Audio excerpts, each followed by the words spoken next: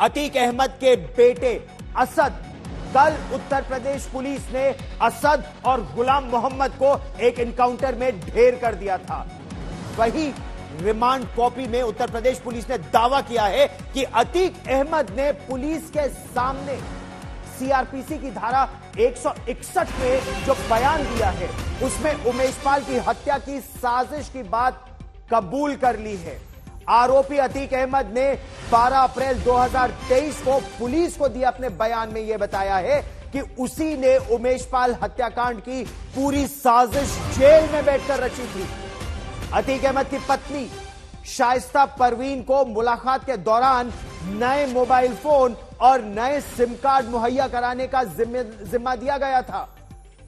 उस सरकारी आदमी का नाम बताया था जिसके हाथ ये मोबाइल फोन और सिम कार्ड जेल में भेजा जाएगा। अशरफ को भी नया मोबाइल और सिम कार्ड मुहैया कराया गया था। अतीक अहमद ने बताया कि उसी ने जेल से उमेश पाल की हत्या की पूरी रणनीति तैयार की, साजिश रची। साथ ही साथ शाइस्ता परवीन को यह जानकारी दी गई कि उमेश के साथ, और यह जो जानकारी थी यह शाइस्ता परवीन ने जुटाई थी कि उमेश पाल के साथ 2 उत्तर प्रदेश पुलिस के पीएसओ भी हैं, पर्सनल सिक्योरिटी ऑफिसर, 2 गनमैन तैनात रहते हैं। तो सबसे पहले उमेश पाल की सुरक्षा में तैनात उत्तर प्रदेश पुलिस के जो 2 कांस्टेबल्स थे, और इनका नाम बहुत लोगों को नहीं मालूम होगा। क्यों? क्योंकि असद के प्रति तो लोगों के मन में संवेदना है, गुलाम मोहम्मद के प्रति तो संवेदना है। प्रश्न यह उठता है कितने लोगों की संवेदना उस उमेश पाल के प्रति थी, या संवेदना कांस्टेबल राघवेंद्र के प्रति थी, या कांस्टेबल संदीप के प्रति थी। लेकिन आदेश यह था कि कांस्टेबल राघवेंद्र और कांस्टेबल संदीप की हत्या की जाए। पुलिस वालों पर हमला होगा यह तय किया गया था। हम आपको सीधे लिए चलते हैं, मेरे सहयोगी शम्स ताहिर खान ज्यादा जानकारी के साथ हमारे साथ जुड़ रहे हैं। शम्स, आपने रिमांड नोट पढ़ा है, आपने एफआईआर की कॉपी पढ़ी है और आपने पुलिस वालों से विस्तार से बात की है। क्या नई बातें आज तक के दर्शकों को रणभूमि पर आप बता सकते हैं? सबसे पहले जो आपको नई जानकारी या इस वक्त की ताज़ा जानकारी दे दूं गौरव, वो ये है कि इस वक्त मैं रानी लक्ष्मीबाई मेडिकल कॉलेज के ठीक मॉर्चरी मेरे पीछे है, वहां खड़ा हूं। और यहाँ पे एसपी सिटी आए थे दोपहर को, और उन्होंने ये बताया था कि अतीक अहमद के जो रिश्तेदार हैं, यानी कि असद के नाना शायद, वो और उनके परिवार के 1-2 लोग यहाँ पर पहुंचेंगे, और वो वहां से करीब 12 से 1 के दरमियान में चल चुके हैं प्रयागराज से। 7 घंटे का सफर है, 7 घंटे के बाद वो यहाँ आएंगे। जो चूंकि ये पूरा ज्यूरिसडिक्शन जो है झांसी पुलिस ही लिखित पढ़त पे इस पूरी बॉडी को हैंडओवर करेगी असद के रिश्तेदारों को।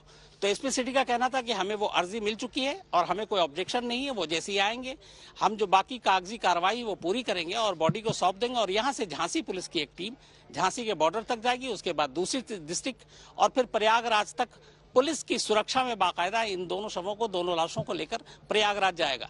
तो वहां पहुंचते पहुंचते आप मानकर चलिए कि अगर सब कुछ 6-7 बजे तक भी यहाँ पे वो पहुंचते हैं तो सुबह 3-4 यानी कि कल सुबह, तो कल सुबह से पहले कुछ होना नहीं है, नंबर 1। नंबर 2, जो यूपी एसटीएफ से मेरी बात हुई, उनका यह कहना है कि अब असद की मौत के बाद अब तक जो शाइस्ता फरार है, तो खबर यही आ रही है कि शाइस्ता शायद सरेंडर कर दे, क्योंकि वो आखिरी वक्त में अपने बेटे को देखना चाहेगी। और पुलिस का यह भी कहना है कि अगर वो सरेंडर करती है तो बहुत मुमकिन है कि पुलिस इसकी इजाजत दे दे, पुलिस हिरासत में होने के बावजूद, कि शाइस्ता आखिरी बार अपने बेटे को देखे। हालांकि अतीक अहमद के लिए ये छूट नहीं होगी। पुलिस का कहना है कि अतीक को लेकर उनकी सोच बिल्कुल अलग है, कोर्ट ने वैसे भी मना कर दिया है, लेकिन शाइस्ता के लिए शायद ये जो है एक इजाजत ये दी जा सकती है। तो ये तो हो गई आपको झांसी की यहाँ से पूरी रिपोर्ट। दूसरी, अतीक अहमद को जिस चीज के लिए साबरमती जेल से प्रयागराज की नैनी जेल लाया गया था और उसके बाद अब वहां पुलिस स्टेशन में पूछताछ हो रही है, उस पूछताछ का पूरा जो मुद्दा है वो है उमेश पाल मर्डर केस, वही शूट आउट जो 24 फरवरी को हुआ, जिसके चक्कर में 5 शूटर की तलाश थी। उनमें से 2 इनकाउंटर जो है कल हुआ, 2 पहले हो चुका है। गुड्डू मुस्लिम और एक और, ये अभी भी फरार है, उनकी भी तलाश जारी है। तो कुल मिलाकर यूपी एसटीएफ एक तरफ अतीक अहमद से पूछताछ कर रही है, दूसरी तरफ झांसी से है, जो दोनों बॉडी को ले जाकर प्रयागराज ले जाने की तैयारी की जा रही है। और तीसरी तरफ शाइस्ता के ऊपर भी नजर है कि क्या वो खुद सरेंडर करती है या फिर पुलिस के पास ऐसी जानकारी होती कि वो शाइस्ता तक पहुंच जाए। गौरव। पुलिस के पास जो प्रारंभिक जांच थी वो तो यही थी कि गुड्डू मुस्लिम परीक्षा डैम के पास जो पावर प्लांट है वहां किसी के घर ठहरा हुआ है। पहली दबिश वहीं डाली गई, लेकिन गुड्डू मुस्लिम वहां से फरार हो गया, यह जानकारी निकल कर आई। उसके बाद मुखबिर ने जानकारी दी कि कहां पर छिपा हो सकता है, और यह पुलिस का दावा है, बाकायदा एफआईआर में इसका जिक्र भी किया गया है। लेकिन पुलिस की जांच में शम्स अभी तक क्या निकल कर आ पाया है कि एकाएक गुड्डू मुस्लिम कैसे फरार हो गया, कहां है गुड्डू मुस्लिम इस समय, वो गुड्डू बमबाज, और दूसरा कि यह पूरी साजिश अतीक अहमद ने खुद रची, जिसमें कहा गया था कि दोनों पुलिस वालों की, यानी कांस्टेबल राघवेंद्र और कांस्टेबल संदीप की हत्या करनी है। तो इनका मकसद केवल उमेशपाल की हत्या नहीं, खौफ फैलाना भी इनका मकसद रहा होगा।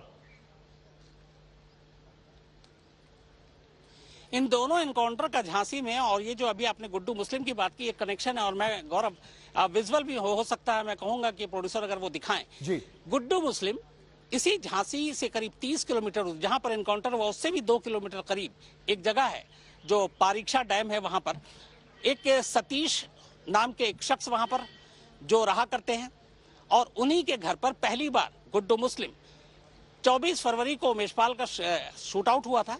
उसके बाद 26 फरवरी को गुड्डू मुस्लिम वहां पहुंचा था सतीश के घर पर। बाकायदा एफआईआर में इसका जिक्र है, नाम है सतीश का। और आज मैं वहां घर गया, बाकायदा सतीश के घर को ढूंढा, वहां तक पहुंचा। खुद सतीश तो नहीं मिले, कहा गया कि बीमार है, लेकिन उनकी पत्नी सामने आई, बिना कैमरे के जो उन्होंने बातचीत की, ये माना कि शूट आउट के 2 दिन के बाद गुड्डू मुस्लिम उनके यहाँ आया और उसने कहा कि मुझसे एक कांड हो गया और मुझे अपने यहाँ रहने दो, छुपने दो। ये लोग घबरा गए, उनकी बीवी का स्टेटमेंट है, उन्होंने कहा आप हमारे घर में रहोगे, हम भी मुसीबत में आएंगे। उसके बाद रात को ही गुड्डू मुस्लिम वहां से चला गया। इसके बाद इन्होंने पुलिस को खबर नहीं दी। मैंने पूछा कि क्यों नहीं दिया आपने, जबकि आपको पूरी इंसिडेंट की जानकारी। उन्होंने कहा हमें लोकल पुलिस के ऊपर डाउट था कि कहीं गुड्डू मुस्लिम के साथ मिला हुआ तो नहीं है। 1 महीने पहले यूपी एसटीएफ की टीम सतीश के घर पहुंचती है, पूछताछ होती है, और तब उनकी बीवी और सतीश ये बताते हैं कि हाँ, उमेशपाल शूट आउट के 2 दिन बाद गुड्डू मुस्लिम आया था, हमने अपने उसके घर में पनाह नहीं दी और उसके बाद वो यहाँ से चला गया। तो इसीलिए अभी तक सतीश को पनाह देने या इस मामले को छुपाने के लिए कोई उनके खिलाफ केस नहीं दर्ज किया गया है।